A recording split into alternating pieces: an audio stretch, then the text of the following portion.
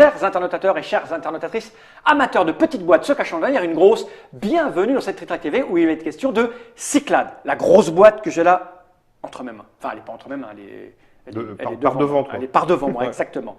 Cyclades est un jeu signé Ludovic Maublanc, ici présent. C'est ça. Ça va bien? Ça va toujours. Et Bruno Catala, ici présent aussi. Bah voilà.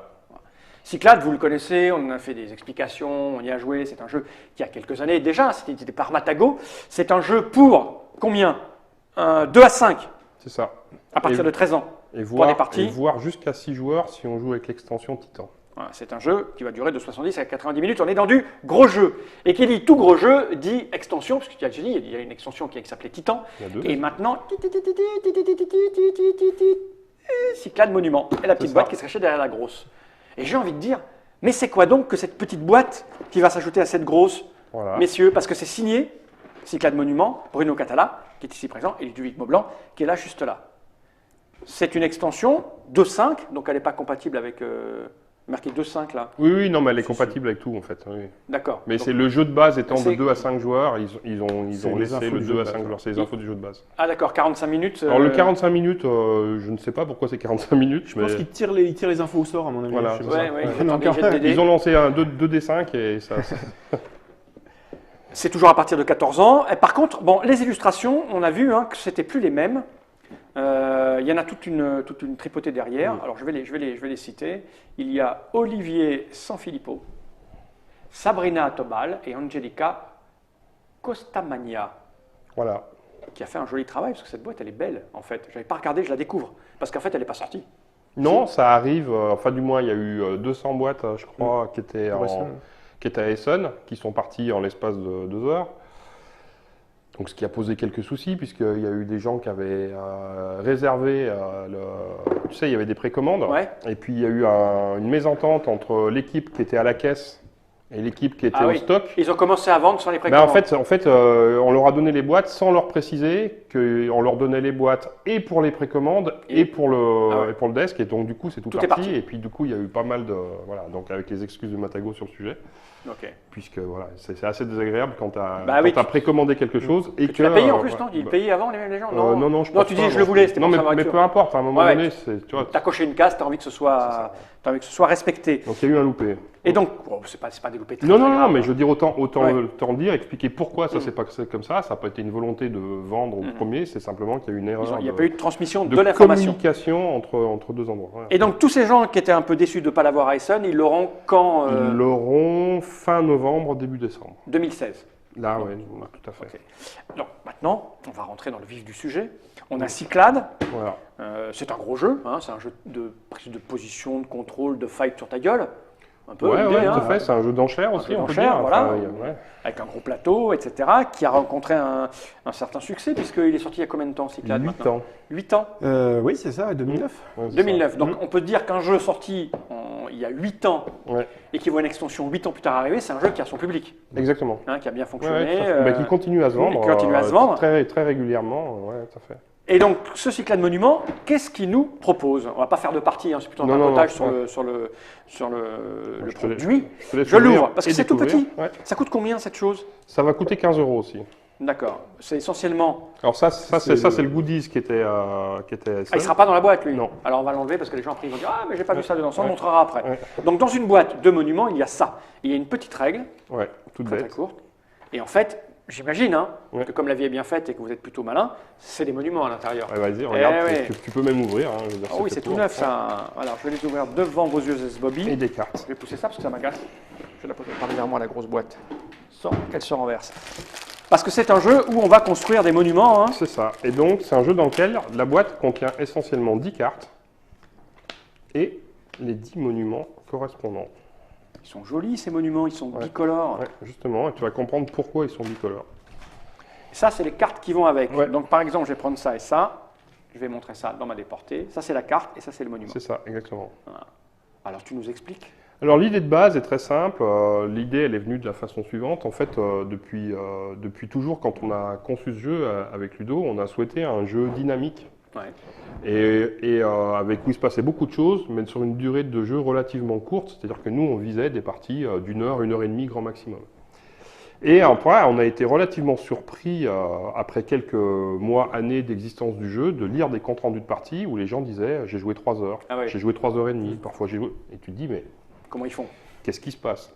Et là, tu te dis « bon, bah, déjà, il y a des gens qui sont en analysis paralysis, donc ceux-là, tu les oublies, hein, parce que tu essayes de voir qu'est-ce qui se passe d'analyser avec des gens normaux. » Tu n'aimes pas mes amis, toi? Non. Et non, mais c'est une plaisanterie. Ouais, non, mais voilà, mais pour analyser ce qui se passe, il faut quand même prendre des comportements moyens plutôt que des comportements extrêmes. Et on s'est rendu compte que donc dans Cyclades, on se rappelle que pour l'emporter, il faut contrôler 2 métropoles. Et que les métropoles, il y a plusieurs façons de les construire. C'est soit le développement économique, donc en construisant différents types de bâtiments, soit comment dire, zut, je vais y arriver, le développement intellectuel, c'est-à-dire les philosophes, soit la guerre, c'est-à-dire aller les piquer aux autres.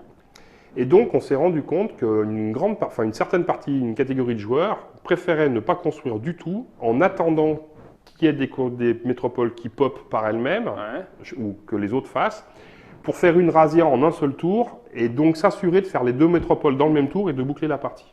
Donc, tu as effectivement un phénomène d'attente. Bah, si tout le monde fait ça, oui, parce que du coup, les métropoles ne se construisent que si jamais un joueur a 4 philosophes. Et donc là, ça veut dire que ça va prendre beaucoup de temps. Et donc du coup, là, tu arrives à des parties qui sont très longues et qui, pour nous, en fait, ça ne correspond pas à l'esprit qu'on a souhaité dans le jeu. Et donc du coup, on a souhaité encourager la construction. On l'a fait une première fois au travers de Cyclades Titan. Tout à fait. Puisque dans Cyclades Titan, on a un des dieux, Chronos, dont l'effet est de donner un bâtiment gratuit à chaque tour. Donc ce qui veut dire qu'à chaque fois que ce dieu arrive, tu as au moins de façon naturelle un bâtiment qui arrive, et comme il y en a déjà sur le plateau en début de partie, ça veut dire que naturellement les métropoles se construisent plus rapidement. Là, on profite de cette petite extension pour offrir une autre carotte à la construction. Puisque, imaginons qu'on fasse une partie à 4 joueurs, on va mélanger ces 10 cartes, et on va en prendre 4 au hasard. D'accord. Et donc, sur cette partie, on ne jouera qu'avec ces 4 qui ont été tirés au pif, et donc ça va changer systématiquement les parties. Exactement, tout à fait. Et là, en fait, à chaque fois, on voit que chaque monument est associé à 2 couleurs de bâtiment de base. Et ça se passe… Oui, mais parce que lui, c'est un double couleur comme ça. D'accord, ok. Il est là, regarde. Ah, c'est un double gris. C'est un double gris, enfin, c'est un double temple. On va l'oublier, on va montrer les 4. Voilà. J'essaie de trouver le petit. Et donc, l'idée, c'est que c'est le premier qui remplit la condition, qui, en bonus du 2e bâtiment qu'il construit, va obtenir le monument. D'accord. Exemple, je suis le premier à avoir construit un port et un temple. Université.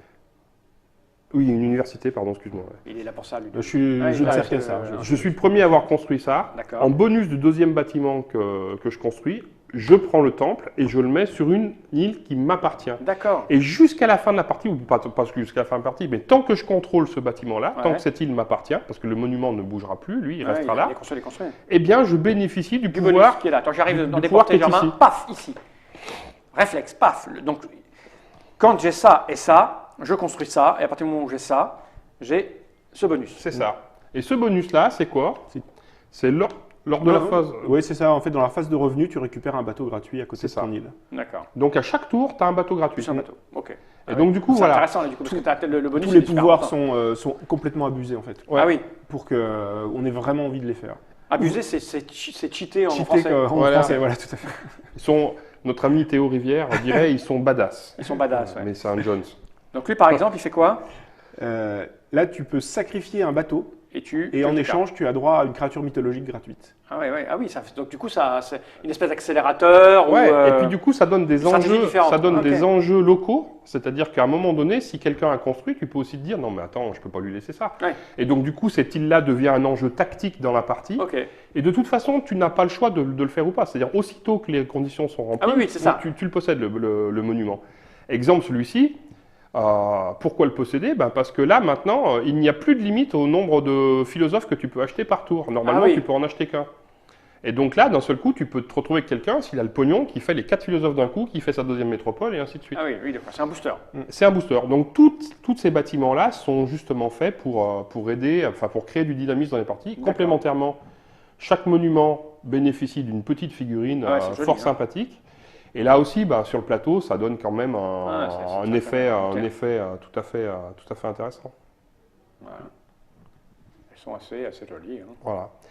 Donc, pour préciser, cette extension se joue très bien avec le jeu de base, mais elle peut tout à fait se jouer avec le jeu de base plus ADS, avec le jeu de base plus Titan. Il n'y a aucun problème. Mix, comme on veut, on rajoute, on elle se marie avec tout. Après, c'est comme toujours, nous, on a proposé tout un tas de modules. Tu peux jouer avec l'ensemble, tu peux jouer avec certains des modules, pas d'autres, selon tes propres goûts, tes propres choix.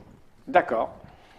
Bon, voilà. Ceux qui connaissent le jeu ont compris le principe. Ceux qui ne connaissent pas le jeu Cyclades, il faut déjà connaître le jeu. Vous savez que de toute façon, parce que souvent il y a une espèce de course à la nouveauté, on cherche les jeux qui viennent de sortir, dont tout le monde parle. Sachez que ce n'est pas l'avis de tous les jeux. Non. Des jeux sont là depuis un certain temps, voire très longtemps, ils fonctionnent toujours et ils ont une durée de vie qui est rallongée par des petites extensions qui arrivent, puisqu'il y a encore des éditeurs qui pensent à rendre vivants les jeux qu'ils ont produits il y a quelques années. C'est le cas de Cyclades. Ce que je vais faire, puisqu'on est dans un petit papotage, parce qu'il y a des gens qui nous regardent en direct, donc on va regarder ce qu'ils disent en direct, et on va voir s'ils ont des questions ou des trucs comme ça, à part dire bonjour. Ok, bonjour. Est-ce que vous avez des questions sur Cyclades? Il y a quelqu'un qui dit « j'ai jamais joué à Cyclades ». Il faut. Cyclades, miam, disent d'autres. Donc voilà, c'est sûr que dans le secteur actuel du jeu, il y a cette course à la nouveauté, c'est évident. Vous le percevez comment en tant que créateur, auteur de jeu? La principale difficulté aujourd'hui, c'est en fait, ça a des avantages, c'est la communication. C'est-à-dire qu'aujourd'hui, comme il y a de plus en plus... En fait, je ne suis pas sûr qu'il y ait beaucoup plus de sorties qu'il y a 10 ans en arrière. La grosse différence, c'est que le marché, il est immédiatement international. C'est-à-dire qu'avant, il y avait les jeux allemands, les jeux américains, les jeux français, les jeux italiens, ce que tu voulais. Et en fait, chacun avait ses jeux sur son marché et il y avait quelques jeux qui arrivaient d'un marché à l'autre, souvent avec une traduction. Exact. Aujourd'hui, tous les éditeurs traduisent leurs jeux à l'international tout de suite, et ce qui veut dire que en fait, le nombre de références auxquelles toi tu accèdes en tant que passionné est beaucoup plus important. Donc ça a mis l'accent sur le fait de pouvoir communiquer sur ce qu'on fait pour ne pas sortir dans l'indifférence générale. Donc là, ça nous amène, nous, à travailler là-dessus. Je veux dire, le fait qu'on fasse une Trick Track TV aujourd'hui contribue complètement à ça. C'est du partage avec les gens qui nous suivent, mais ça contribue aussi à faire connaître le travail. Et c'est devenu une nécessité. Et ça c'est important qu'on le fasse, mais ça a une autre conséquence qui, elle, est plus négative, entre guillemets. C'est-à-dire que le public des joueurs est un public de passionnés. Et en fait, c'est un public... une partie d'entre eux qui aiment bien être prescripteurs. Et du moment que les éditeurs et les auteurs communiquent de façon plus cadrée, plus professionnelle, les privent d'une certaine façon de ce plaisir de découvrir et de dire « Hé les gars, vous avez vu », etc. Et donc du coup, ils vont se reporter... du coup, ils sont partis. Quand je ils sont partis faire les KS, puisqu'il y a plus de possibilités de devenir prescripteur ou de juger avant que le jeu soit disponible. Mais ce que je voulais dire, en tant qu'auteur, du coup...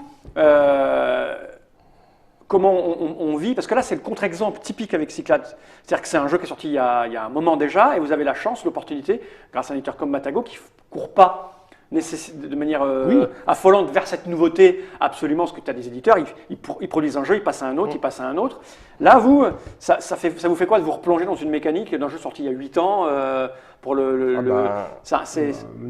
on adore ça, parce que autant quand on développe Mr. Jack, quand on développe Cyclades, quand on développe Dice Town, on retourne dans des univers qu'on connaît, dans les choses qu'on apprécie, et on aime bien, et comme expliquait Bruno, là on a constaté un manque de dynamisme sur certaines parties, on aime bien comme ça revenir sur des choses qui nous ont... Mais c'est une super chance, mais en fait, je me demande si vous n'êtes pas, surtout toi aussi, les spécialistes de ça. Il y a très peu d'auteurs qui continuent de produire. Mais on a la chance que les éditeurs nous le demandent. Il n'y a pas que ça, il y a aussi le fait que c'est des jeux qu'on continue à jouer. C'est-à-dire qu'à un moment donné, tu as certains auteurs qui, une fois qu'ils ont sorti leur jeu, n'y jouent plus. Et c'est pas une critique, je veux dire, ils ont envie plutôt de passer à autre chose. Et moi, c'est des jeux, c'est pas vrai forcément sur tous les jeux, mais c'est des jeux que moi je continue à jouer, faire un Cyclade quand tu veux, faire un Five Tribes quand tu veux, faire un Mr. Jack, j'y joue plus tous les jours comme à une période, mais j'y joue encore régulièrement. Et donc à un moment donné, le fait que tu décroches pas de ce jeu-là, ça t'oblige pas à y revenir parce qu'on t'a demandé quelque chose. C'est toi. Tu vas faire une proposition. Moi, je pense que tu ne peux pas développer une extension digne de ce nom si tu n'as pas continué à pratiquer toi-même le jeu vraiment de façon intense pour pouvoir justement aller chercher des choses qui rafraîchissent ton propre intérêt à toi pour le jeu. Parce que si toi, tu ne rafraîchis pas de ton intérêt pour le jeu, comment tu vas faire pour transmettre ça aux gens, aux autres personnes? Ok. Ok, c'est intéressant parce que je te dis, il n'y a pas beaucoup d'auteurs ou d'éditeurs qui proposent un travail comme ça sur un jeu sorti il y a quelques années déjà. Parce que là, oui, l'air de rien, Cyclades, hein, tu me disais 2009. C'est 8 ans. 8 ans, ça. c'est assez énorme de voir. En fait, je me demande s'il y en a beaucoup des jeux où on voit, à part les colons de Catane, où là on y va, quoique il n'y a même pas beaucoup d'extensions. Nous, on peut parler de Mr. Jack, 10 ans. Ouais, c'est ça, vous êtes un peu les spécialistes en fait, il n'y en a pas beaucoup. Hein. On est vieux surtout. C'est sûr. C'est pas faux. Ok. Non, il n'est pas. Excellent jeu, ouais, on y va, forcément, du coup, les gens ils trouvent ça super bien. Évidemment. Bon, est-ce qu'on a tout dit sur Cyclades Monument? Est-ce que chez vous, oui. Il n'y a pas grand-chose à dire, si ce n'est qu'effectivement, voilà, vous avez vu la tronche des petites figurines, ça coûte 15 €. Ouais, c'est ça. C'est pas, quand on aime le jeu, je vois pas qui, possédant le jeu de base, ne va pas se procurer ça. Je vois pas. Ouais, voilà. Je sais pas combien c'est d'exemplaires vendus en 8 ans, mais ça doit faire pas mal quand même. J'ai aucune Vous savez pas. Alors, on est à, je ne veux pas dire de bêtises, mais je pense qu'on doit être aux alentours de 70 000. 70 000 mondes. 80 000 peut-être même. C'est pas mal. Ah oui, on va parler de ça donc du coup. Oui. Ça c'est le goodies qui était à Essen. Exactement. Et ça se trouve où ça? À part Essen, c'est fini? Bah non, ça va être disponible, je pense, normalement sur la boutique Matago Online. Généralement, maintenant, les éditeurs proposent souvent les goodies. Donc c'est deux petites cartes. C'est ça. Deux petites cartes comme ça là. C'est des ruines. C'est des ruines et puis des trucs pour aller poser. Voilà. Ça fonctionne comment? Alors, les ruines, elles sont présentes sur le plateau en tout début de jeu, en fait. Et le premier joueur sur des îles qui sont vides, et le premier joueur qui va conquérir cette île-là va récupérer un monument de ceux qui n'ont pas été mis en jeu au départ. Ok, d'accord. Et ce qui veut dire que là, tu as une partie découverte, enfin, ça va te faire un bâtiment supplémentaire. Ok. Parfait. Bon, écoute, et ça va être, ça va être vendu pas très cher, c'est ça, sur le site. Ouais, soit vendu. Je sais pas si ça sera vendu ou si ça sera téléchargé. Oui, parce que finalement, tu peux jouer. Enfin, tu peux télécharger la règle et puis jouer avec deux pauvres malheureux tokens que tu as fait à la maison. Hein. Tu connais mal les passionnés qui veulent absolument les petits bouts de bois. Non, mais... Parce qu'ils sont juste magnifiques ces petits bouts de bois. Hein. Ok, on a fait le tour. Cyclades Monument, une extension pour Cyclades, le jeu de base, signé Ludovic Montblanc et Bruno Catala, 15 €. Conseillé dans toutes les boutiques. Bien, merci à vous deux d'être venus jusque-là pour nous parler de ça. Avec puis plaisir. On va se retrouver peut-être pour d'autres jeux encore. On a Ludovic, on en profite. On en il n'est pas prêt de quitter l'officine. Il est temps de regarder ses caméras droit dans l'objectif et de dire Jenny Wright.